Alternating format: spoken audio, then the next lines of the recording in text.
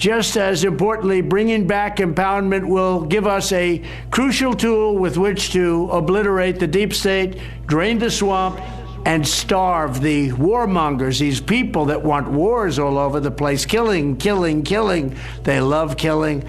And the globalists out of our government. We're going to get the warmongers and the globalists out of our government. Why we are more determined than ever to drain the swamp, and that's what we're doing, draining the swamp.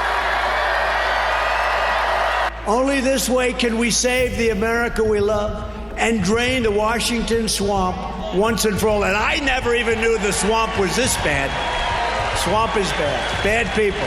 A lot of bad people in the swamp. Bad people in the swamp.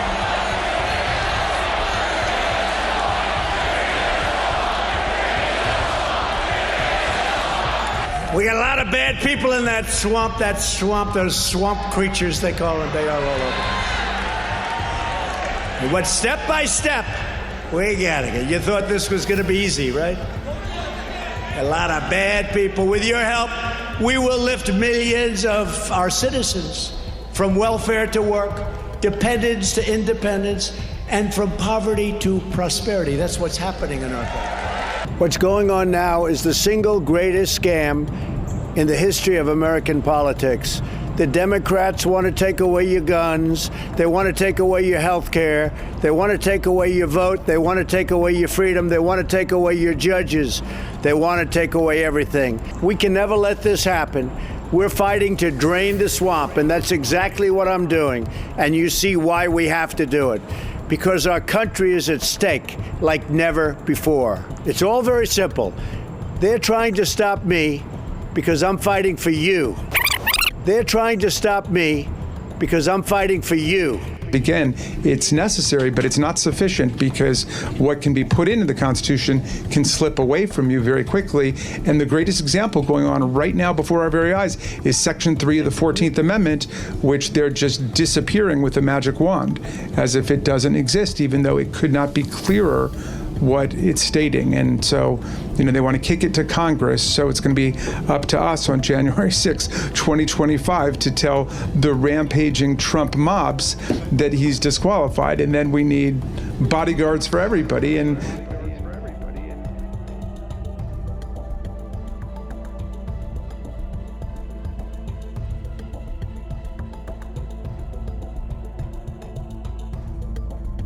they want to kick it to Congress, so it's going to be up to us on January 6, 2025 to tell the rampaging Trump mobs that he's disqualified. And then we need bodyguards for everybody in Civil War conditions, all because that he's disqualified. And then we need bodyguards for everybody in Civil War conditions, all because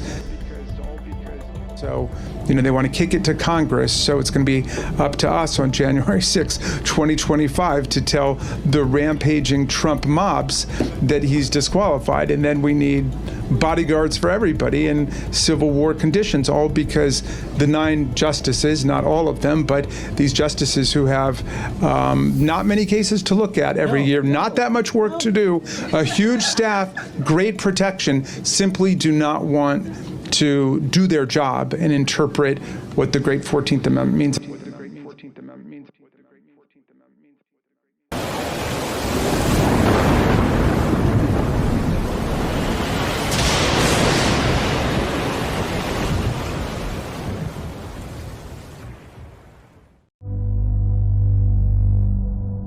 Produced by Dane Calloway and Tanisha Calloway. Watch this brand new documentary, Mother Rosa, right now at DaneMakeYouThink.com.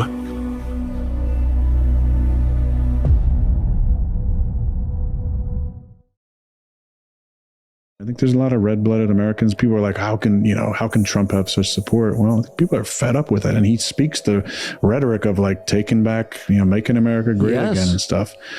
My thing is he had 4 years to do it and didn't drain the swamp, and whether he just got scared because of what he learned when he was in there, I think is very plausible.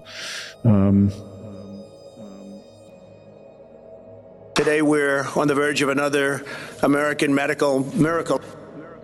This is one of the greatest miracles in the history of modern day medicine. Pfizer and Moderna have announced their vaccine is approximately 95% effective. These vaccines are also very safe. A medical miracle. Both the president and I are vaxxed, and did you get the booster? Yes. I got it too. Okay, so Don't. Came up with a vaccine, with 3 vaccines. All are very, very good. The vaccine is one of the greatest achievements of mankind. And if you take the vaccine, you're protected. People aren't dying when they take the vaccine. Woody Johnson, a great gentleman. You ever hear of Johnson & Johnson? He owns the place. I tell you what, this guy's got cash like nobody's got cash. It's a great vaccine. It's a safe vaccine, and it's something that works. I recommend take the vaccines. I did it. It's good. Take the vaccine. Not only did we push the FDA far beyond what the bureaucrats wanted to do, we also put up billions and billions of dollars, $10 billion, to produce the vaccines before we knew they were going to work.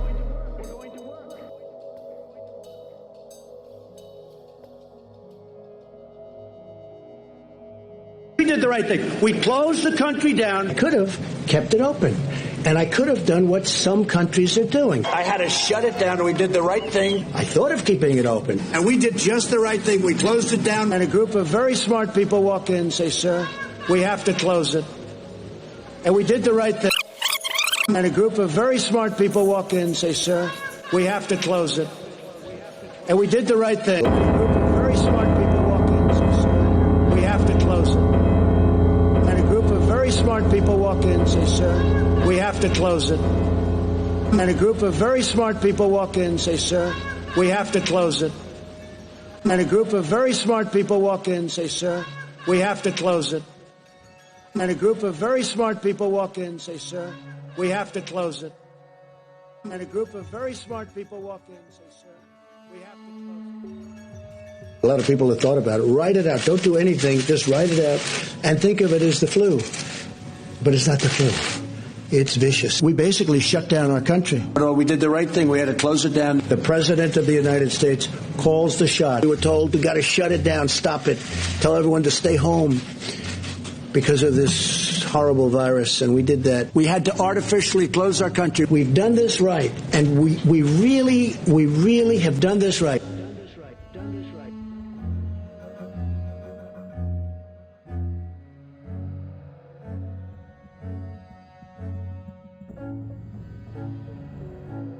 Very ticked off Vic here. You know what ticks me off? Having to tell the government what to do because they have their heads in their asses. Now follow me. There's something that's been bothering me, so I'm just going to say it now. Dear government, we understand that the virus is not your fault. It happened. It is what it is. I'm not going to get into that idea that maybe you could have acted sooner. We can deal with that when this is all over. But here's the deal. We need a real plan. It was the right move to make everyone stay home because that's the only way to deal with a virus like this. But here's where I have a problem. So, you told us to shut down non-essential businesses. You told us to go home and quarantine. You told us we have to keep social distance and stay inside. But you told us you would help. So where is the help? These checks are what they are. I mean, let's be serious. I'm not going to turn away $1,200 because number one, if you're going to give it to me, I'm taking it. And number two, it's our money, not yours. It's ours. We paid that in taxes for everything we do every day. So, okay, look at the typical family. Mortgage payment, healthcare payment, car payments, electric, water, garbage, phone, blah, blah, blah, blah. So maybe the $1,200 covers the mortgage. But what about all the other costs that we have each month? This $1,200 thing isn't doing shit for the normal working family. You want to help? Here's one idea. Tell the banks and mortgage companies to stop all mortgage payments at this time. Just stop them. And don't give me that 3-month furlough bullshit. How does that even make sense? So someone who lost their job because you said to stay at home doesn't pay mortgage for 3 months, but in the 4th month they have to not only pay that month that's due, but also the 3 months they owed in full because it was furloughed? How the does that help, you greedy suckers? Someone was just unemployed and not earning money for 3 months. They weren't earning money. Hello? Now they just start back to work and all that money magically appears so they can pay the 3 months in a lump sum. How are they paying that? Are you idiots? Look, it almost makes sense that they can start paying the current mortgage due for the month when they go back to work. But they can't pay the prior 3 months. They had no income. So here's the idea. Just add the 3 months in furlough to the back end of the loan. So if they have, let's say, 19 years and 6 months left in their mortgage, just add the 3 months. So now they have 19 years and 9 months. How hard is that? You'll get your money, you bags. It's just delayed. The working stiff wins if you do that. It really helps. It actually helps. And what is up with these banks and lending assholes? I mean, come on. You literally make billions of dollars in profit quarterly. That's every 3 months. The last crash was 10 years ago. So you have 10 years of massive profits and you need a bailout after 2 weeks of a shutdown? How come we, the people, have to save for a rainy day, but you save nothing? Every quarter that you made $3 billion in profit, not income, profit, and all that means you paid all your salaries and bills and everything you needed to pay to run a company for 3 months. So every time you made $3 billion in a quarter, if you had just put $1 billion in the bank, you'd have $40 billion in the bank after 10 years. That's not even including interest. But no, you greedy suckers have to get bailed out again from our taxpayer money, and then you shit on us by not giving us a real break on our mortgages, credit card bills, or car payments, or anything, and the government allows this. We bail you out, we get rinse, lather, repeat.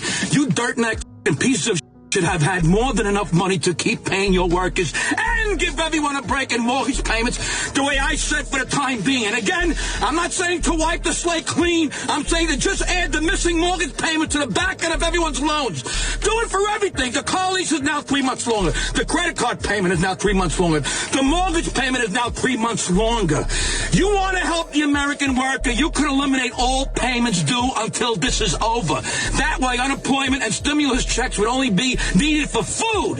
That is what the American family needs now. That would help us, you greedy suckers and you government lackeys who suck the balls of the big corporations and the people are just as bad. Shame on you all.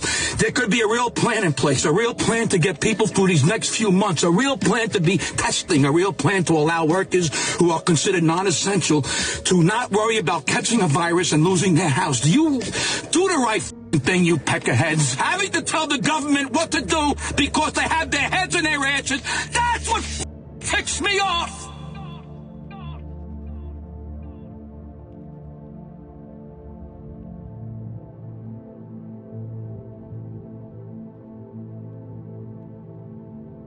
There's almost nothing anymore that he could do that would surprise me in terms of the ongoing grift. You know, Donald Trump promised the country when he ran in 2016 that he would drain the swamp. Really, all he did was rearrange the swamp, rearranged it so that he could make money off of regular voters to pay his own legal fees, to pay $208,000 for his wife's stylist, and to set up a $2 billion grift from the Saudis for his daughter Ivanka and his son-in-law Jared. You know, we see the same thing with Hunter Biden and what he's doing. We have two ruling families right now in this country who put themselves before the people they're supposed to represent. We need a wholesale change. Chris Christie, who was on this program a couple of weeks ago, says he's the only one who goes directly at Trump, insult for insult, calling him a coward and so forth. And that the rest of you just dance around for fear of offending him or his supporters. Does he have a point? I don't do insults, so that is true. I think just getting in this insult game turns voters off. It's not something I want to do. Substantively, we've been very frank at our differences with respect to the former president. I mean, for example, he promised to drain the swamp. It got worse. He did not drain the swamp. He promised to have Mexico pay for a border wall. They did like 50 miles of wall. There's massive, expansive still there. He said he was going to eliminate the national debt. They added almost $8 trillion to the debt in 4 years. And of course, in 2020, he turned the country over to Dr. Fauci, and those lockdowns and the borrowing and printing really sent us on a bad course. I've been very, very frank at that, but I have no interest in attacking Donald Trump or any of these other candidates personally. I think we've got to rise above that and let's focus on the issues. You were once allies. And as a result, we are where we are today, which is in a period of crisis. And we have two crises, and they both derive from the same condition. And that condition is the emergence of the domination of corporate power over American democracy that accelerated beginning in 2010 with the Citizens United case that unleashed a tsunami tsunami of corporate money into the American political process. And both parties are now captured by that corporate money. And they've lost any kind of authentic connection to the American people or to the populist goals of the republic and of democracy. Everybody says they're going to drain the swamp in Washington, D.C., and I think they mean it. These presidential candidates, I think President Trump meant it. But then, they get into office and they're confronted by these agencies, and each one has their own problems. Each one is, they're all corrupt. They're all captured. But each one of them has different solutions. And, President Trump said that he was going to drain the swamp. But then he brought John Bolton in to run the NSA, who's like the template for swamp creatures. And he brought Mike Pompeo, who was, in to run the State Department, who is the most bellicose and belligerent foreign policy, militarized foreign policy of any individual in our country. He brought Scott Gottlieb, a business partner to Pfizer, in to run FDA. And Gottlieb did an $88 billion favor for his company. And then he left FDA back to the board of directors to collect his payoff. And if you look at every one of the agencies, the same thing happened. There were more lobbyists in government than any time in American history, running the agencies that are supposed to regulate their industries. And it wasn't about draining the swamp. And as I believed President Trump wanted to do that, but I don't think he was able to. I don't think he was able to stand up to his bureaucracy. And he said great things. He said, I don't want to do lockdowns. They make no sense. And then a week later, he ordered a 2-week lockdown that ended up in almost 2 years. And he said that hydroxychloroquine worked, and then he backed down, so he was able to be rolled by his bureaucracy. And I believe that he had his chance, and that President Biden had his chance. And the big issues that are confronting our nation, which is the systematic destruction of the working poor, of the American middle class, that it's gotten worse and worse and worse. And we need a big change in this country. And, the media and the Democratic Party and the Republican Party, neither of them are saying that they are offering a change. They're all saying, you better vote for my candidate because the other guy is scary and he's going to destroy the republic. And don't you think that Americans deserve something better than the lesser of two evils?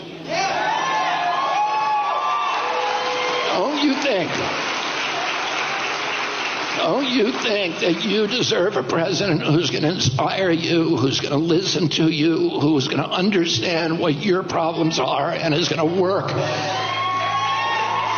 every fiber of his being to solve them? Promised the last time around that he was going to drain the swamp, but instead he came in and he appointed a pharmaceutical lobbyist and CEO to run HHS, Verizon lobbyist to run the FCC, a Goldman Sachs CEO to run the Treasury Department, an oil lobbyist to run the Interior Department, a coal lobbyist to run the Environmental Protection Agency, and so on. And only today, President Trump has announced that in his new administration, should he win this election, that Jamie Dimon will be his choice as Commerce Secretary, and that Larry Fink, the director of BlackRock, will run the Treasury Department. This is the swamp. These are swamp creatures. And his pick as vice president is a salute to the CIA and to the intelligence community and to the military-industrial complex. Their gravy train is going to continue. And President Trump has a connection to the American people, a populist connection, but in many ways, it's the same fraudulent connection that we saw with the DNC over the past year, concealing the real purpose of their objectives, which was to give us a president that represents corporate interests rather than the interests of the American public.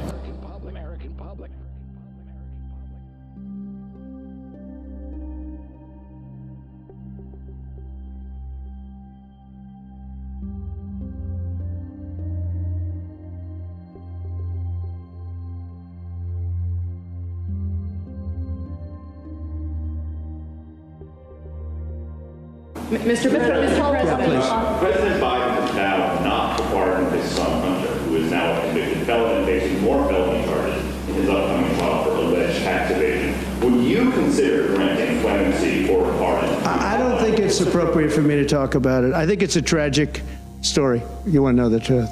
And I felt that with Hillary Clinton, too. You know, with Hillary Clinton, I could have done things to her that would have made your head spin. I thought it was a very bad thing. Take the wife of a president of the United States and put her in jail. And then I see the way they treat me. That's the way it goes. But I was very protective of her. Nobody would understand that, but I was. I think my people understand it. They used to say, lock her up, and I'd say, just relax, please. We won the election. I think it would be I think it would have been horrible for our country and we had her between the hammering of all of the files. And don't forget, she got a subpoena from the United States Congress. And then after getting the subpoena, she destroyed everything that she was supposed to get. I thought it was so bad to take her and put her in jail, the wife of a president of the United States, and then when it's my turn, nobody thinks that way. I thought it was a very terrible thing. And she did a lot of very bad things. I'll tell you what, she was pretty evil. And she did a lot of very bad things. I'll tell you what, she was pretty evil. But in terms of the country and in terms of unifying the country, bringing it back, to have taken her and to have put her in jail, and I think you know the things as well as I do. There were some pretty bad acts that she did. I think it would have been very bad for our country. And a lot of my people, a lot of the MAGA, as they call them, but the base. And I think the base is 75% of the country, far beyond the Republican Party, because we're a party of common sense, and I'm a person of common sense. I want to have low taxes. I want to have strong borders. I want to have a strong military so that China and Russia, look, they've allowed China and Russia to do the impossible combined. They're natural enemies. They always have been, because China needs more land and Russia has it. They've always been natural enemies, and because of Obama, it started with him, and then Biden, because he didn't know what the hell he was doing, they've now become one force, and then now they're adding Iran to it, and they're adding North Korea to it. Pretty powerful force. This is something that is unthinkable that they allowed to happen. This is something that is unthinkable that they allowed to happen. This is something that is unthinkable that they allowed to happen. This is something that is unthinkable that they allowed to happen. This is something that is unthinkable that they allowed to happen. Let's play a lightning round game. I'm going to be the bad guy, which I'm sure half the room would agree with anyway. And I want to get away with as much bad things as possible, ideally to enrich myself and advance my interest, even if that means putting my interests ahead of the American people. So, Mrs. Hobart Flynn. Oh, and by the way, I have enlisted all of you as my co-conspirators. So you're gonna help me legally get away with all of this. So, Mrs. Hobart Flynn, I want to run. If I want to run a campaign that is entirely funded by corporate political action committees, is there anything that legally prevents me from doing that? No. Okay, so there's nothing stopping me from being entirely funded by corporate PACs, say from the fossil fuel industry, the healthcare industry, big pharma. I'm entirely 100% lobbyist PAC funded. Okay, so let's say I'm a really, really bad guy, and let's say I have some skeletons in my closet that I need to cover up so that I can get elected. Mr. Smith, is it true that you wrote this article, this opinion piece for the Washington Post entitled, "These payments to women were unseemly, that doesn't mean they were illegal"? Well, I can't see the piece, but I wrote a piece under that headline in the Post, so I assume that's right. Okay, great. So, green light for hush money. I can do all sorts of terrible things. It's totally legal right now for me to pay people off, and that is considered speech. That money is considered speech. So I use my special interest dark money funded campaign to pay off folks that I need to pay off and get elected. So now I'm elected, now I'm in. I've got the power to draft, lobby, and shape the laws that govern the United States of America. Fabulous. Now, is there any hard limit that I have, perhaps Mrs. Hobart Flynn, is there any hard limit that I have in terms of what legislation I'm allowed to touch? Are there any limits on the laws that I can write or influence, especially if I'm based on the special interest funds that I accepted to finance my campaign and get me elected in the first place? There's no limit. So there's none. So I can be totally funded by oil and gas. I can be totally funded by Big Pharma, come in, write Big Pharma laws, and there's no limits to that whatsoever. That's right. Okay, so awesome. Now, Mr. Mirabani, the last thing I want to do is get rich with as little work possible. That's really what I'm trying to do as the bad guy, right? So is there anything preventing me from holding stocks, say, in an oil or gas company, and then writing laws to deregulate that industry and cause, that could potentially cause the stock value to soar and accrue a lot of money in that time? You could do that. So I could do that. I could do that now with the way our current laws are set up. Yes? Yes. Okay, great. Okay, so my last question is, or one of my last questions, I guess I'd say, is it possible that any elements of this story apply to our current government and our current public servants right now? Yes. Yes. So we have a system that is fundamentally broken. We have these influences existing in this body, which means that these influences are here in this committee shaping the questions that are being asked of you all right now. Would you say that that's correct, Yes. Mr. Mirabani or Mr. Schaub? Yes. All right, so one last thing, Mr. Schaub. In relation to congressional oversight that we have, the limits that are placed on me as a congresswoman, compared to the executive branch and compared to, say, the President of the United States, would you say that Congress has the same sort of standard of accountability? Is there more teeth in that regulation in Congress on the president, or would you say it's about even or more so on the federal? In terms of laws that apply to the president, yeah, there's just almost no laws at all that apply to the president. So I'm being held, and every person in this body is being held to a higher ethical standard than the President of the United States. That's right, because there are some ethics committee rules that apply to you. And it's already super legal, as we've seen, for me to be a pretty bad guy. So it's even easier for the President of the United States to be one, I would assume. That's right. Thank you very much.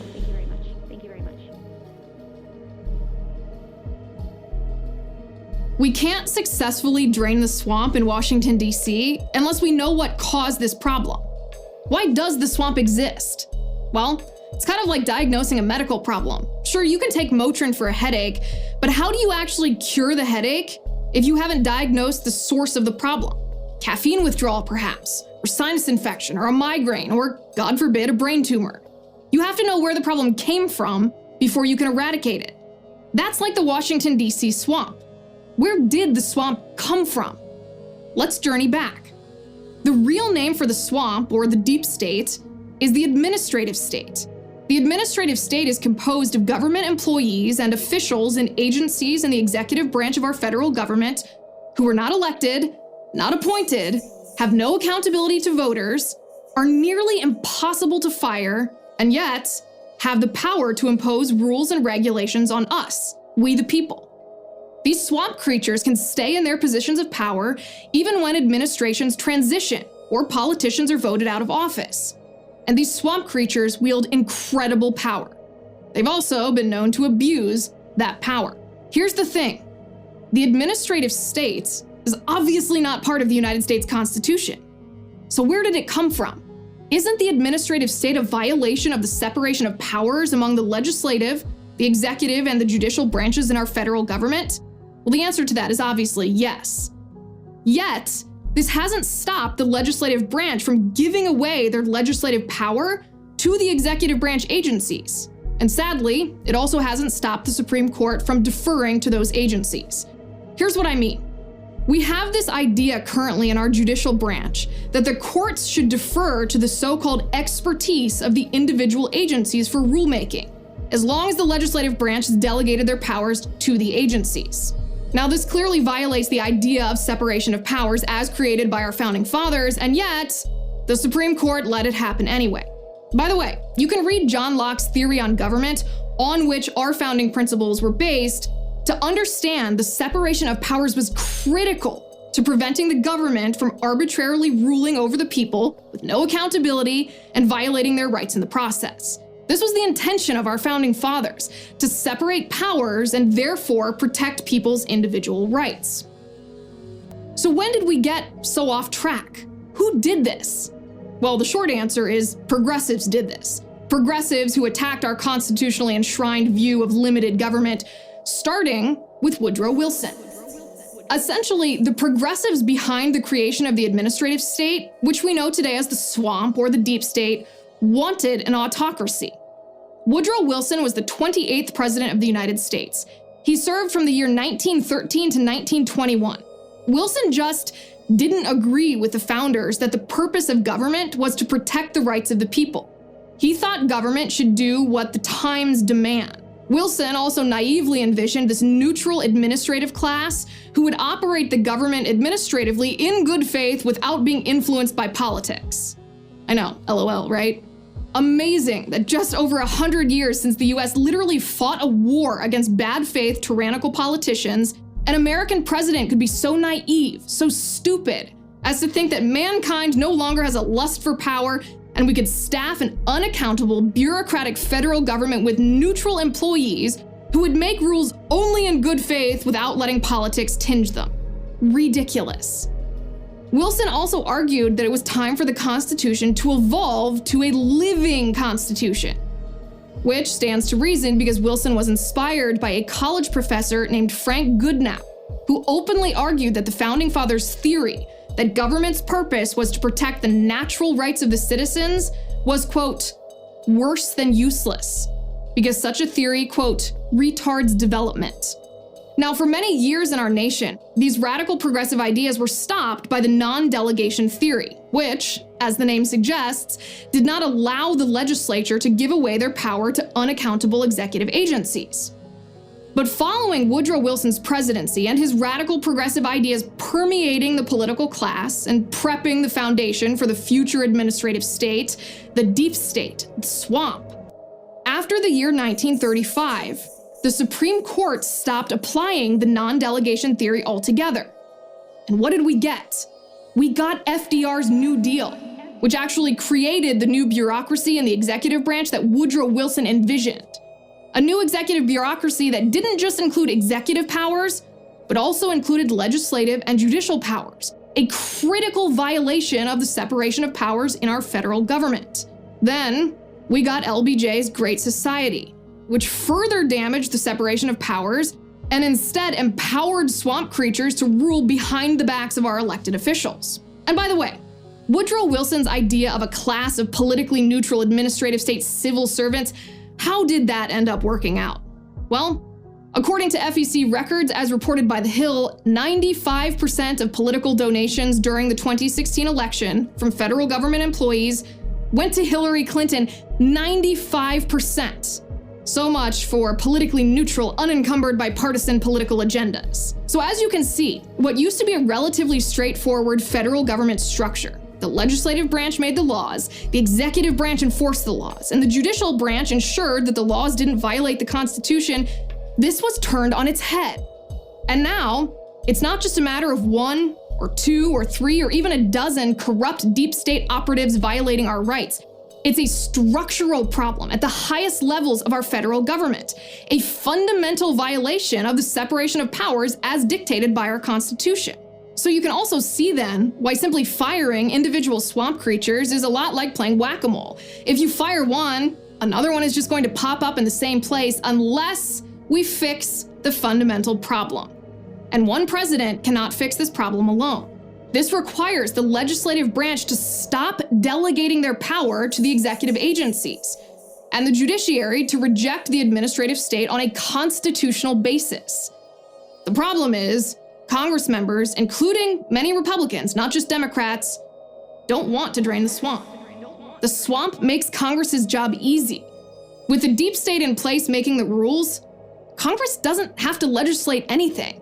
They don't have to think about the details. They don't have to take positions that might be unpopular.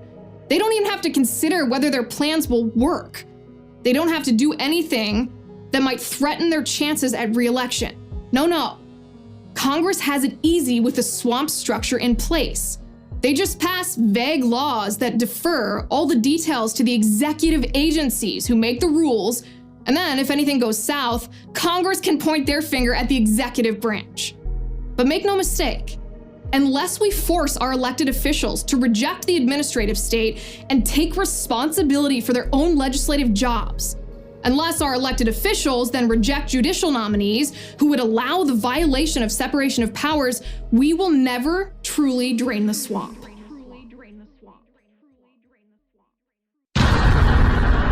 I'm just here to make you think.